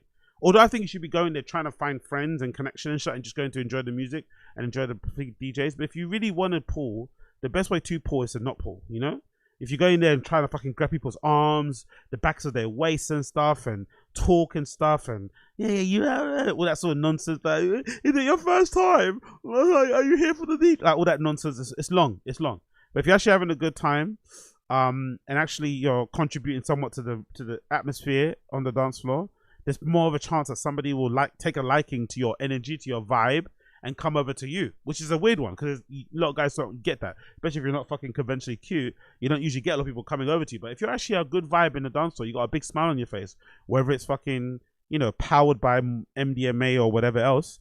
If you're actually on there having a good time, people will recognize that and be like, oh my god, I want to be standing next to this person because that person looks like they're having a fucking blast. Respect those who make it happen. Tip your bartenders, it says here. Don't harass DJs or get in their personal space. That's so true. I wish there could be more, but I think when I eventually start doing a rave again, I'm going to definitely make it a thing that no one's allowed in the booth that isn't a DJ, that isn't playing, basically. Like, just leave it empty and make the focus again the dance floor and take away the fucking focus on the fucking booth. That needs to be a thing. It honestly does need to be a thing because it's annoying how often people will just make the booth the new fucking DJ place. It's fucking piss take. Like, just let people rave and play. You get me? But hey, what do I know? Definitely don't walk across the decks. Yeah, that person's fucking crazy. Leave no trace. Don't throw drinks on the floor. Stick gum on the strange places. Yeah, this is a good page, man. I'm actually going to give them a follow. They're a good page. I like them. I like NYC Rave Girls. I encourage you check them out. NYC Rave Girls are fucking sick. Big up NYC Rave Girls. They do fucking great shit. They're promoting a good message out there. We freaking love to hear it and see it. Let's actually check out a couple of things that they posted. But let's see one thing that they did recently. Let's go for a couple of clips actually. Let's actually go through it. This is their thing, right? Boom. Let's actually go through a couple of their clips. I'm curious to see what they've done here. Let's go this one. Let's play this one. The answer to your problem, you want more than you if you feel that you can take no more, and your feet are headed for the door, gotta keep on dancing.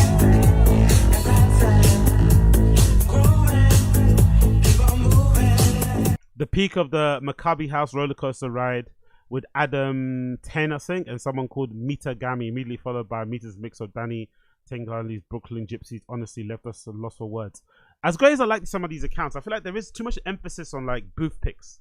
If I'm being a little bit critical, observation wise, I would like to see a lot more. I'd like to see a lot more video clips taken from the fucking dance floor. You know, like I feel like a lot of these accounts, the aim is to eventually get on the guest list. The aim is to eventually get in the green room and be a part of the crew and behind the scenes. Like, nah, just keep promoting stuff about the punters. You know what I mean? Because I think that's the most important people in the dance music scene anyway. I think DJs are 10 a penny, clubs are 10 a penny in some places. But I think the actual people that are important are the community and the people that are on that dance floor. They're the most important people. So having angles always from the dance floor, various angles from the front to the back to the sides, is a way better way to kind of get across a mood and the vibe of a place. Because I think about some of the clips that I used to observe when I was first getting into dance music and shit.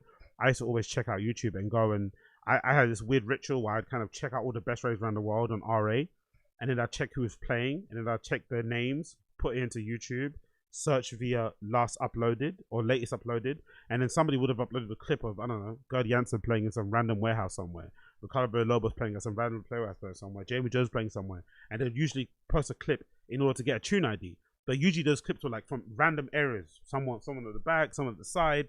Very rarely were they like people in the DJ booth trying to become friends and suck off people.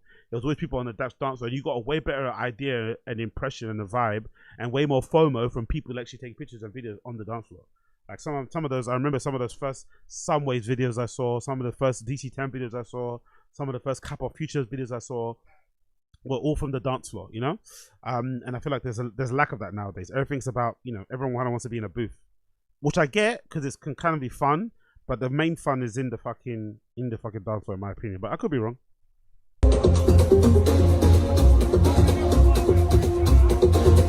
It's called Never Stop Dancing. And again, great stuff, by the way. Again, on the dance floor, filming themselves dancing. Love it. And I love that they're actually dancing too. They're not doing that fucking annoying techno stomp that everyone does. You know that thing that everyone does in Berlin? That fucking, I'm sure you've seen videos of it, right? Different accounts. That fucking weird fucking techno thing that everyone fucking does. I'm like that they're actually dancing for real.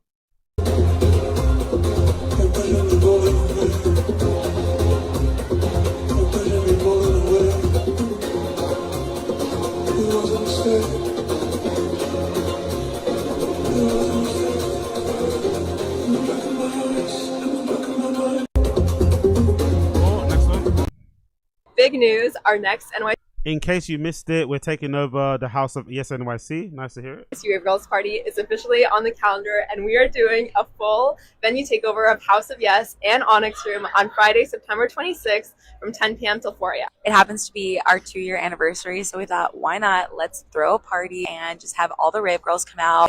That's pretty cool though, isn't it? Because if they're promoting, if this whole page is about, you know, inspiring people, motivating people to go out and rave more, especially girls, it's pretty cool when they get given these sort of opportunities, because it means they can sort of like give you their impression, their view, or present their view of what raving should look like, right? They get a chance to really go crazy with the fucking production of the whole thing, lighting, sound, you know, programming. Maybe they might have a full girl lineup of like underground, up and coming people. It's actually kind of a cool thing to see.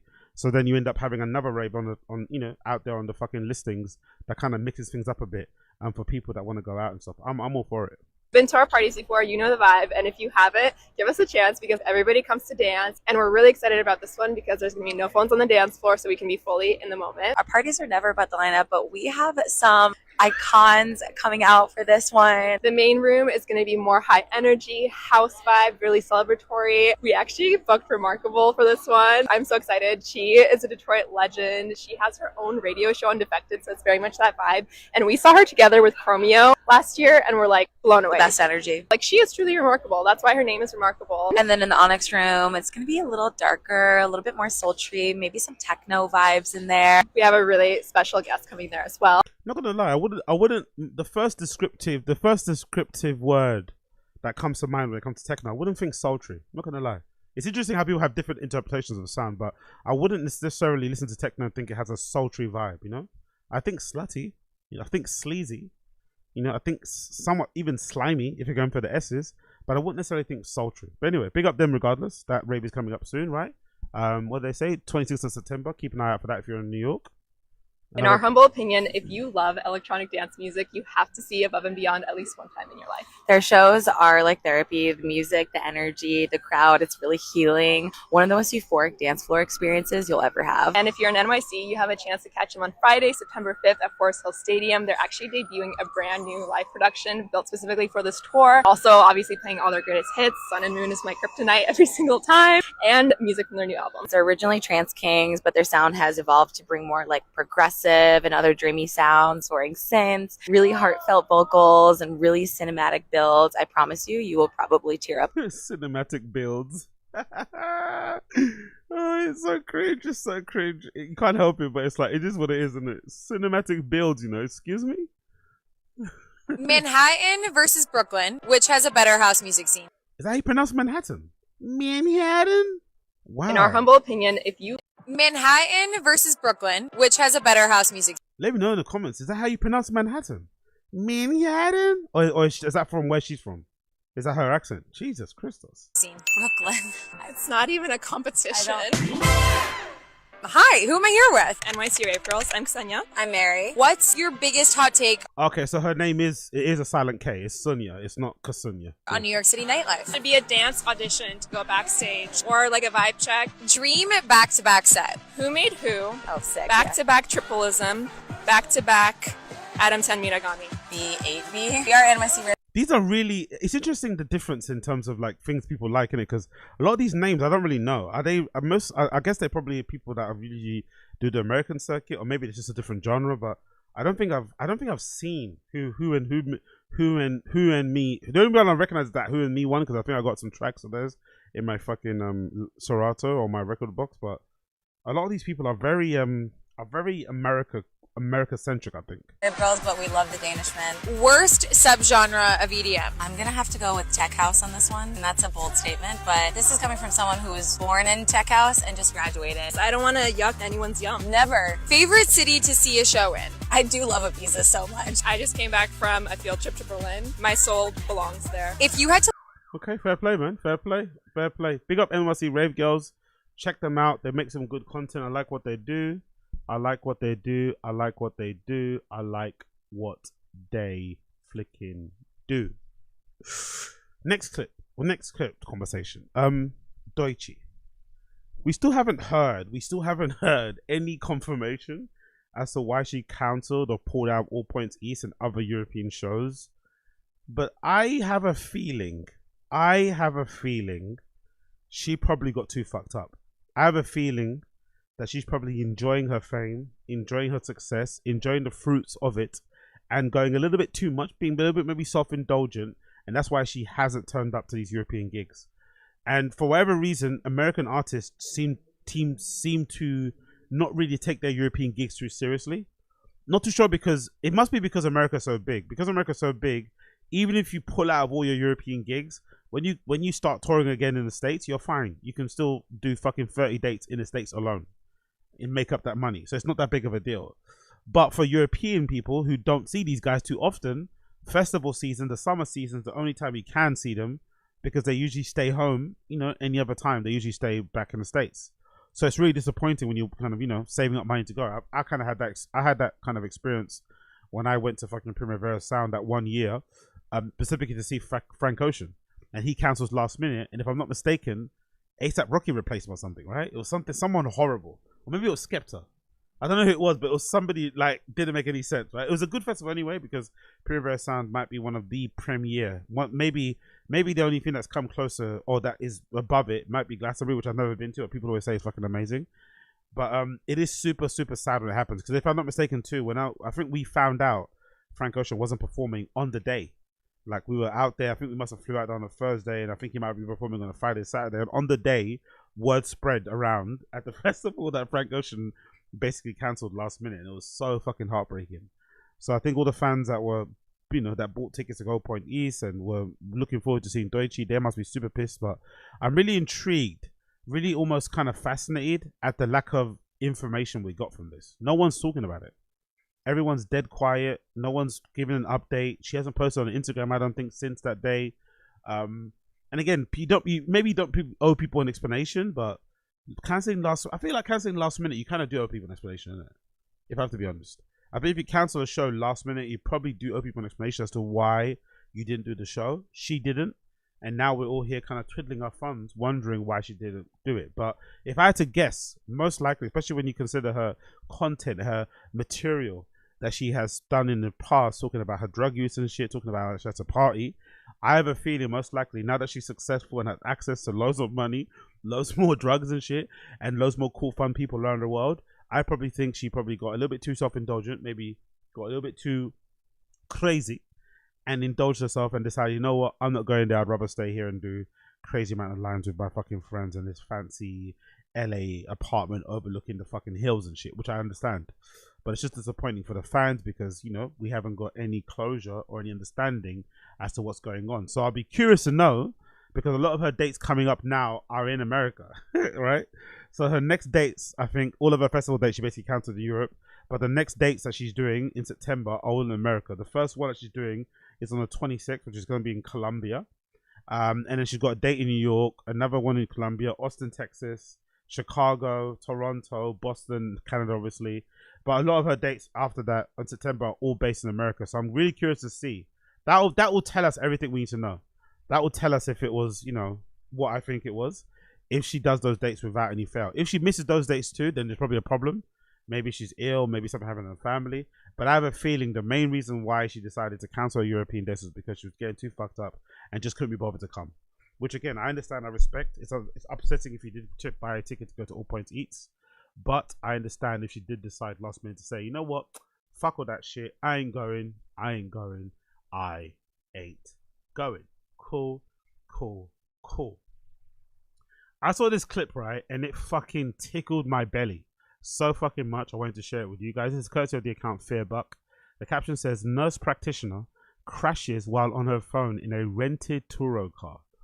Me personally, I've never rented a car, but I would imagine if you rent a car, you're probably way more cautious driving a rented car than you would be driving your own car. Because the rented car, guess what, isn't yours. And I would imagine most car rental places probably have crazy penalties associated with renting a car. Like if you crash it or whatever else may happen, you might have to pay a crazy fine. You might get fucking banned from the service or whatever, or points. I don't know what happens, but I'd imagine the penalties for crashing your car, the car getting stolen because of negligence from you, whatever that may be, they're probably really fucking high. So you're probably way more cautious. You're probably driving with two hands on the steering wheel. Maybe when you're driving your own car, you lean back with one hand on it, or you're driving with your knees. But when you're in a rental car, you're probably very attentive, very focused, very aware of your surroundings. So it's kind of crazy to see this woman in a rented car as she's driving pretty fast, by the way, on her phone, texting and looking down. Like she's looking down for a long period of time and driving in pretty high speeds while texting at the same time. And unfortunately, the car crashes. And you could tell as she's screaming that the first thought that when I hear her screaming at the end, the first thought I think that she's having is, oh my God, I fucked up. Now, you mean like now the fine you have to pay, how are you going to explain this? Like she's so worried about that. But let's play the clip.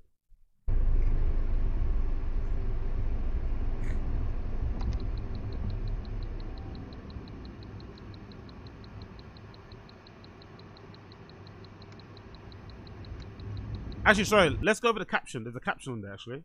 What's the caption say? Don't drive while distracted, much less with a rental car. This is my vehicle, and she rented it from Turo, then lied about what happened. Ah, okay. So I guess the Turo app, you can lease or you can give them your car to rent for you on your behalf, and then you get the money as well. So I'm guessing it kind of works like a car version of an Airbnb. I guess Turo, from what I can understand of that caption. You can put your car up there and people can rent your car on that app from that company. And then you can obviously make some money from your car if you're not using it and shit. Okay, I get it. But this person was smart to install a fucking camera just to make sure, you know, you're aware of what's going on the inside. But I guess you might have, by law, you probably have to anyway. Especially for insurance claim, you probably have to install a dash cam and shit. She's texting while she's stopping now at a turn intersection or whatever. She's driving down the street now, still texting with one hand, driving one hand, looking down the whole time. Jesus Christ, bro. She's so lucky she didn't crash onto the oncoming traffic, you know. She's texting with 2 hands now. No hand on steering wheel. The car veers off. Smashes a letterbox.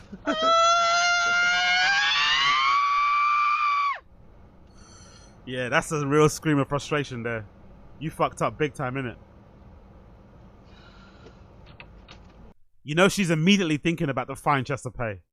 You know, it's like it usually happens on those times where you don't have any much money anyway. You're down to your last whatever, and then you crash it. It's like fuck, and you have to dip into your savings or whatever last cash you had.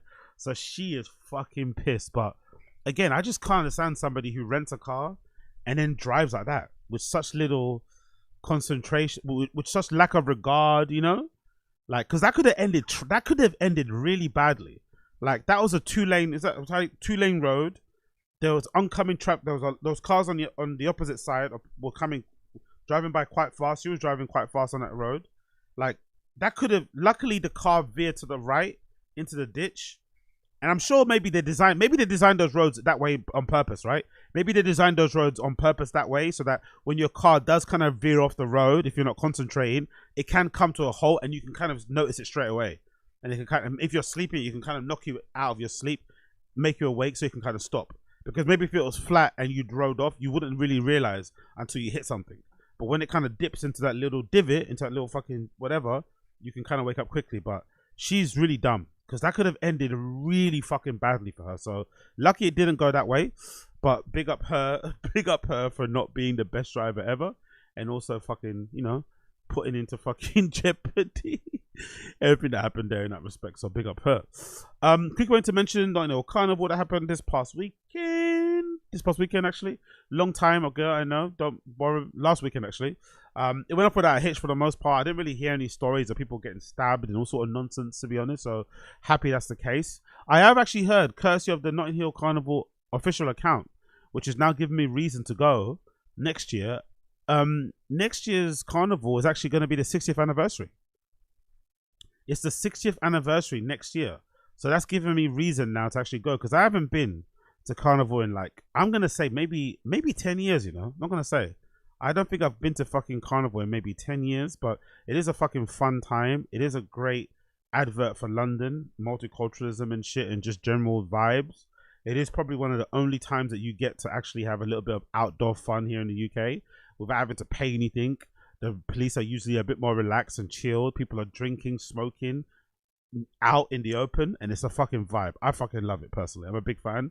But I don't tend to go now because I feel like these sort of things are like, I don't know, they're things that you do in certain time in your life. You don't really want to keep doing them forever.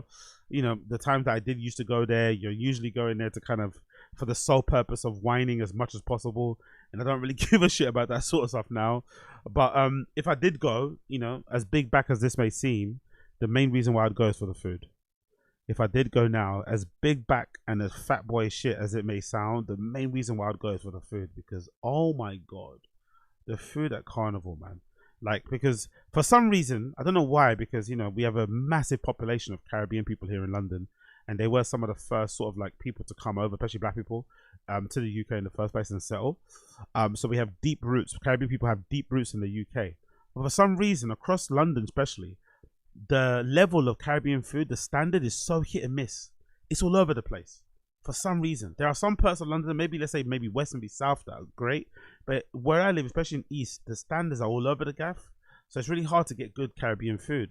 So I found, in my experience of going to Carnival, it's probably the best place to go and get Caribbean food, because all the best restaurants come there to compete basically for your money, compete for your attention, compete for your stomach, compete for your appetite.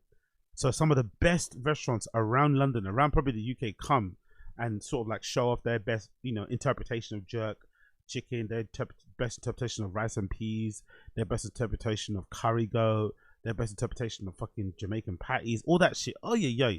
I've had some of the best food possible. And it's always great too towards the end.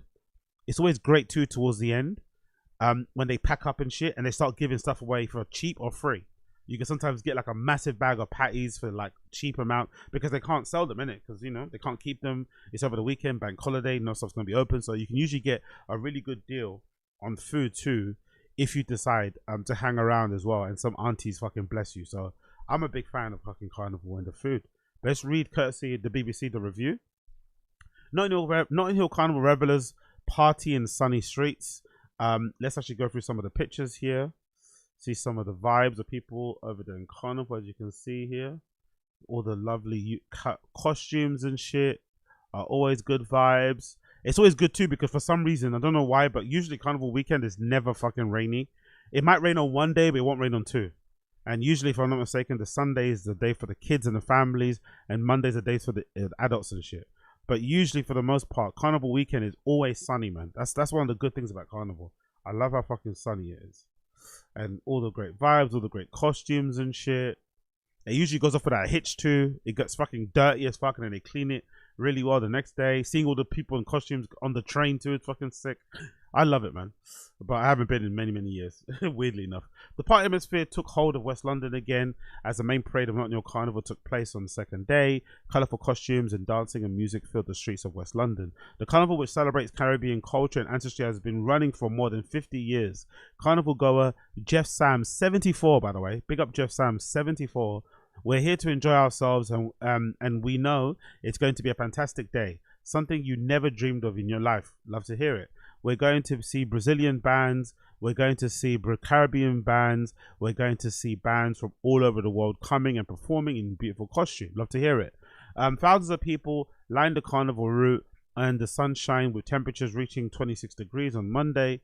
Performing groups including Bajan Raw, Bajan Raw, Liqueur, Mahogany, Chocolate Nation, Mass Africa, Vinci Alliance, United Creole, which reflected traditions of Trinidad, Tobago, Barbados, St. Lucia, Grenada, Jamaica, Dominica, and Haiti. By the way, there is a little bit of tension I've heard of people online, especially on social. A lot of Caribbean people despise it when African people like myself go there with their flags. They hate it because it's obviously meant to be a celebration of Caribbean culture, not African culture, although we're all black. They don't like it at all. And there's also been a big pushback against people playing Afro beats and shit and hip hop and non-Caribbean music because it's not obviously about that. It's about playing that. But there are some music system and sound systems that play that sort of music, but largely people want to hear like soca, calypso, bashment, reggae. They want to hear that sort of shit. They don't want to hear like hip hop. They don't want to hear Amapiano for sure. They don't want to hear Afro beats. So it's a really interesting tension. People going there with their like African fucking flags and shirts and shit. People giving them the evil eye. Brazilian performance from Parisio Samba School. So Brazilians are okay, but Africans aren't. Dende Nation added to the lineup alongside long-established UK community bands. One performer, Lauren, estimated that her costume contained about 500 jewels. Her sister made an outfit while she made a tiara, said Lauren. The tiaras take 2 hours to make. They start off as just a wire. We wrap them with fabric and then we add the gems. James Lewis, 41, who traveled to the event from Birmingham, he said it's amazing to see so many cultures coming together. That's the thing as well. I think somebody mentioned it on Twitter the other day, actually. They said how in other places like in America, when they have like Caribbean Day, there's just black people there. There's not really a lot of other cultures. But for some reason in the UK, in London specifically, we're a proper multicultural place because you see a bunch of people from all over the place. It's not just black people. You know what I mean? That go, especially on a Sunday. People go there from all over the world. People travel from all over the world to come and see it as well. So I think that actually adds to what we have to offer because it's a celebration for everybody, not just for Caribbean people. Everyone can enjoy it. Obviously the focus is Caribbean people, but in terms of enjoyment, everyone can enjoy it. And you don't feel weird. You don't feel awkward. There's a bunch of mundeles, as they would say, out there enjoying themselves out there. So that's a good thing. You see pictures of people applying the fan, which is very important because, the sun really beats you over the head, especially over there in West London. There isn't much buildings kind of covering stuff, so it's good. People dancing, and again the food. Honestly, if you just want to have a taste of some of the best Caribbean food we have to offer here in this country, just come to Carnival. Kill two birds with one stone. You come to Carnival, have a wine, enjoy the sun, the music, but the food in Carnival is just out of this world. How good it is, man! It's out of this world, bro. It's out of this world, man. These guys are roasting. It's out of this world, man. They're cooking the jerk. They're making ribs, patties and shit. People are selling juices. I love it. I even love the little sub economy that happens there too, where people that live near Carnival and have homes along the strip will then start renting out their fucking, hiring out their toilets. So it'll be like £2, £5 usage, and people will make good money. out of allowing people to use their toilet. And sometimes it's just a basement toilet. Like one toilet's open, they'll have towels in there, soap in there. You can go in there, do your number 2, come out. Next person goes in, £5. I fucking love it, honestly. It's such a cool little thing that happens. People sometimes will rent out their homes. But for the 60th anniversary, I think I might have to go. I think I might have to fucking Airbnb somewhere over there in West, because the travel back home. That's one of the reasons why I don't go anymore, because I live in East London and this thing is in deep West London. And on the way back, the police, for like crowd control measures, for crowd control purposes, the police usually will close certain stations near to Notting Hill Carnival. So you'll have to walk like, I don't know, you have to walk like maybe like 3 miles, 2 miles, right, to the nearest station that's open to then continue your route. So they make you, so basically going there is fine, but then coming back home you have to go the long way and you have to walk most of it to take the train. And it's horrendous. It kind of, if anything, the way home kind of kills your vibe. I'm not gonna lie, especially if you live in East like I do, it kills your vibe, man. Because on the way back, especially because everyone, mostly, you know, a lot of people live here, so the train starts to really clear out by the time you get to East. You start to think like, fuck, man, the high is gone, the drunkenness is gone, it's completely gone. But you know, 60th anniversary next year, I might have to give it a try. Matt Vernon from Beat Carnival in Belfast said his group would be performing with puppets for the commemorating Sonny Blacks, a key member of the Notting Hill Carnival in the early days. We built them very quickly but very professionally in the last 2 weeks. We leapt to the challenge and we're very honored to be asked to create these things. He said the puppets took a lot of core muscles and good vibes to show at the carnival. Oof. I don't know about that, man. The optics of this is kind of crazy. The optics of this white guy creating these black people puppets is a bit, I don't know about this. I'm not going to lie. I'm not going to lie. This white guy, he looks really happy with himself, by the way. He looks really fucking happy with him. I'm not sure about that. I'm not sure about the optics of this. I'm not sure if I like this. I'm not just sure. This kind of looks like Sloan Gollywog thing. I don't know how much I like this white guy creating these black pup. I'm not too sure if I enjoy this. By the way, this guy looks like me in it a little bit. With the head, this guy looks a little bit like me. With the bandana, with the glasses and the hair. I'm not sure how much I like this. I'm not sure how much I like this, but big up him, same way. Big up him, big up him. Another person holding a flag, some revelers. Durilio Alexander, 33, based in Amsterdam, said he'll be performing at Carnival with Ebony Steel Band. It's going to be a big party. We're going to bust the place. Oh, pause, by the way. We're going to bust the place. Pause. It's always a pleasure to be here. We're going to do our thing. More than 1 million people were expected to attend. Carnival chair Ian said this year's event had so far been spectacularly safe. On Monday evening, the Met Police said a total of 423 arrests had taken place during the 2 days, but has seen far fewer instances of serious violence. Yeah, I didn't see it. I didn't see any instance of tabbing. Arrests happen, innit? People argue, people get too drunk, but I didn't see violence. I didn't see one person get stabbed. I think last year some mum got stabbed, in it, like RIP to her. Some innocent fucking civilian got stabbed, unfortunately. But this year I don't think I've heard any violence, any fucking craziness. So, love to see it, love to hear it. Big up all the people. Them look at those people wearing African garb. The majority of those people are white as well. I love it, man. I love that this is a thing. I think in America this wouldn't be a thing. People see this as a bit cringe, a bit too woke. But in the UK, people don't really bat an eyelid about this sort of stuff. This is true multiculturalism. You know what I mean? People love to like celebrate each other's cultures with like no ulterior motives or agendas. You know, people need to look at why it was set up. Carnival brings people together. It's important to continue to bring people together to show unity. If Carnival is a success, it's because everyone embraced it. It doesn't matter who they are. Come and enjoy yourself. Following adults parades, Carnival continued the sound system and live stages of music in the MSIL something whatever. All major music and sound system was switched off at 3 p.m. for a 72-second silence to commemorate 70 lives left of Greenfield Towers. Great to see. So yeah, we love it. We fucking love it. There's also some clips here I wanted to show you. Let's go through some clips here, courtesy of the official Notting Hill Carnival page. We see some people them enjoying themselves, some kids and shit with their dads out here. That's lovely, right? This is beautiful, right?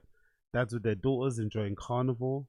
We see some of the ladies dressed up and shit in their garbs, right? Looking fucking lovely and delightful. We cannot deny that. All of these fucking crazy.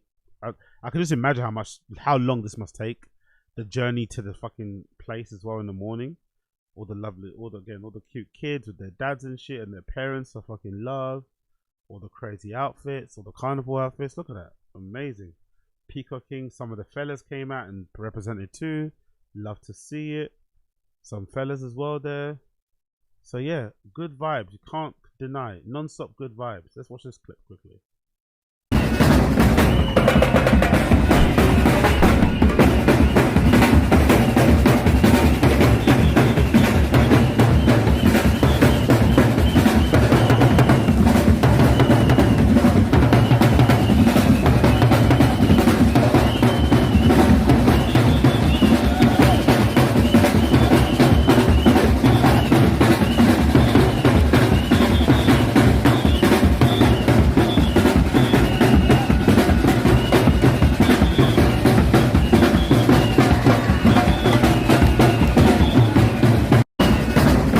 Yeah, I love this. I love this. Big up 7:30. They're gonna try and move to Hyde Park. Yeah, I've heard of that.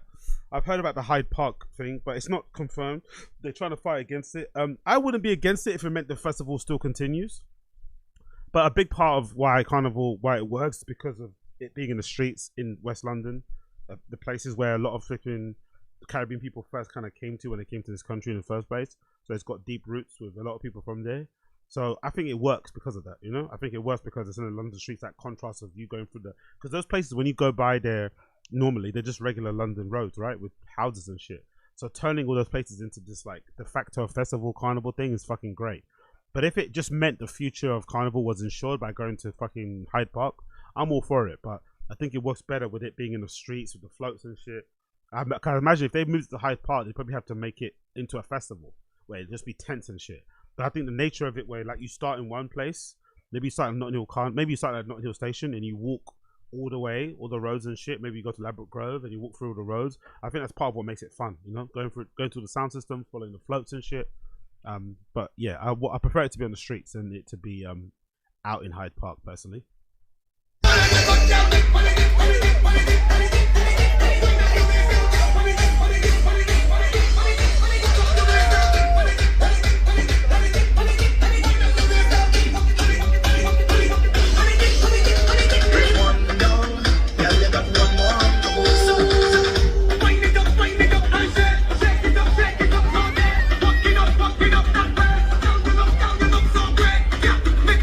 But I wonder if it's an age thing, because before, I remember in the past, like, Carnival was a big part. Like, I will definitely go next year because it's 60th anniversary, because why the fuck not?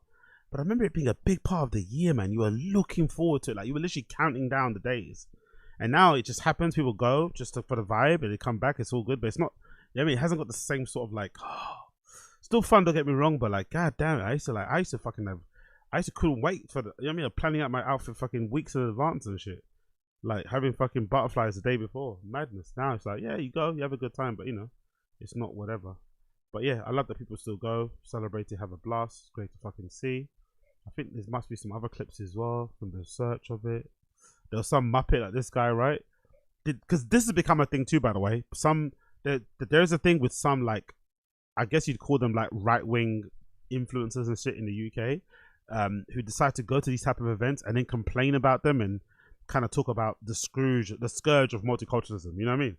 So that's the thing too. So this guy tweets, I went to Notting Hill Carnival in London today. However bad you thought the UK has become from what you've seen on the internet, it's worse.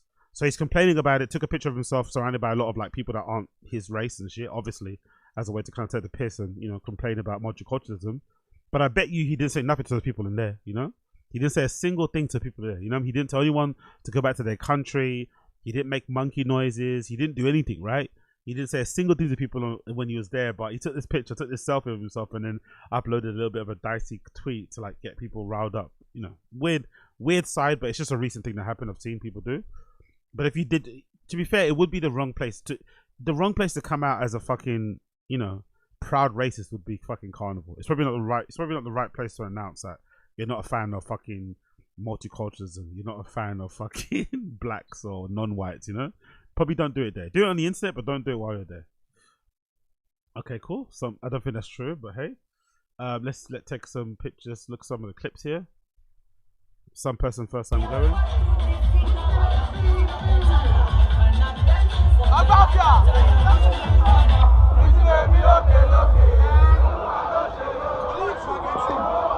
Vibes, Non-stop vibes.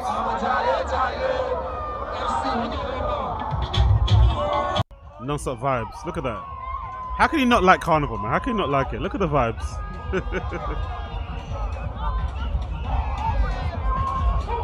Love it. That's the rarest, by the way. That's the rarest. That right there. That right there is the rarest situation. That guy there is probably he's smiling so much inside. That doesn't happen too often because sometimes most of the girls that are dressed up in the feathers and shit, they're usually part of floats, and they usually, you know, there's usually a rope that kind of protects people that are standing by the floats, but you, the pedestrians, walking by them. So it's very rare to sometimes catch a wine with these girls because they're usually, you know, they're usually a little bit more pristine and they, you know, whatever. But when you are lucky enough to catch a little wine with the girls that are dressed up like that, hey, it's like catching the rarest Pokemon.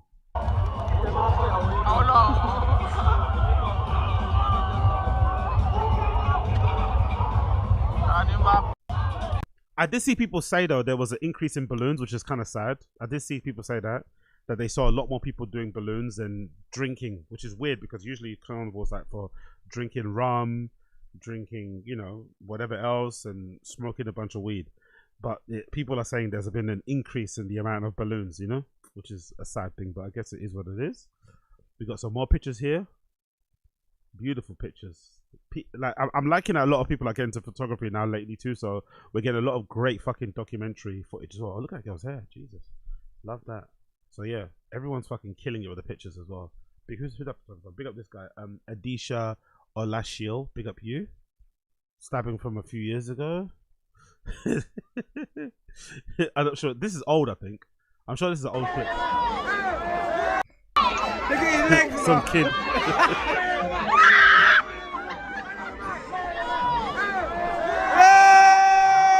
Jesus Christ. But yeah, look, it looked like fun, man. Look like fucking fun.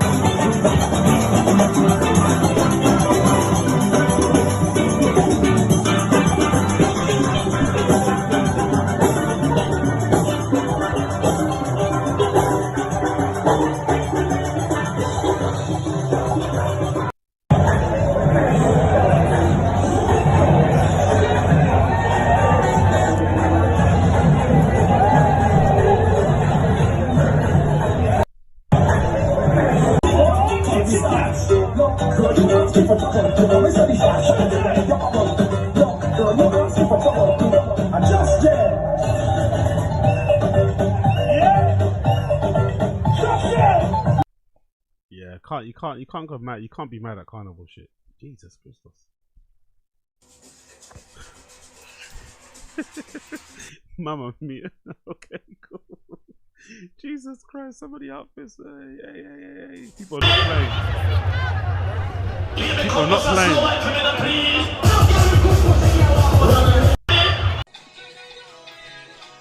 Fair play, man. Fair play. I wonder what race of guys she's into.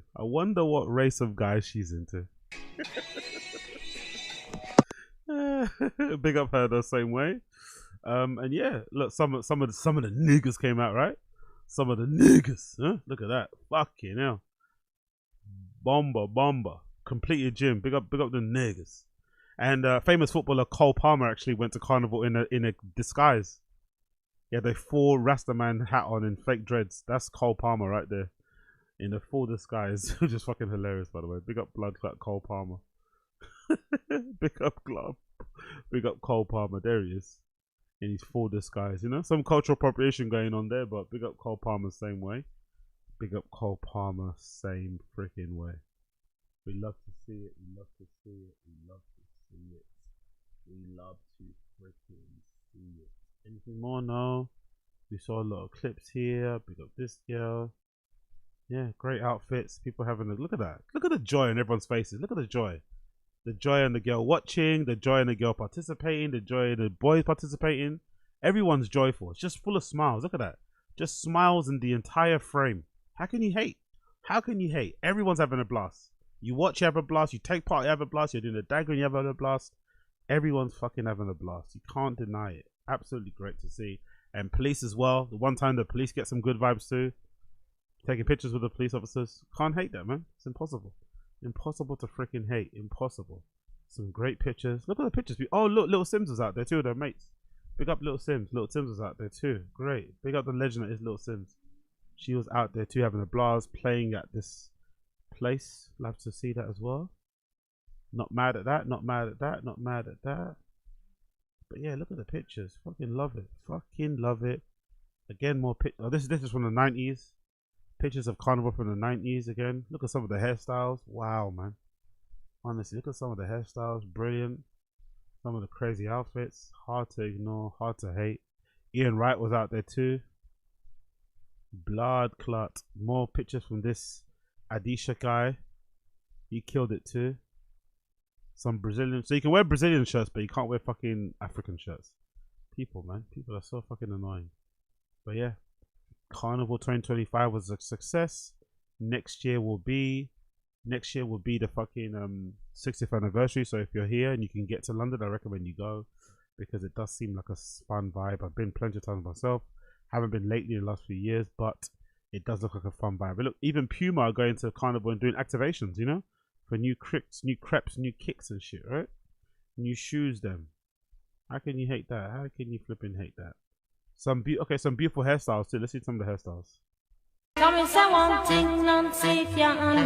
Ivy twist, crones, afro balls, short blonde cuts, mohawks, locks, head wraps, zigzag cornrows, Marley twists, creative afros. Yeah, look at the hairstyles. Madness. High top with braids, blonde, twist outs, touch ups, knotless box braids, red locks. Yeah, some good hair inspiration. I'm gonna save this. That actually looks good. Good hair inspiration there. Miss Dynamite performing here in 2009 at Carnival. Look at this, 2009 Carnival vibes.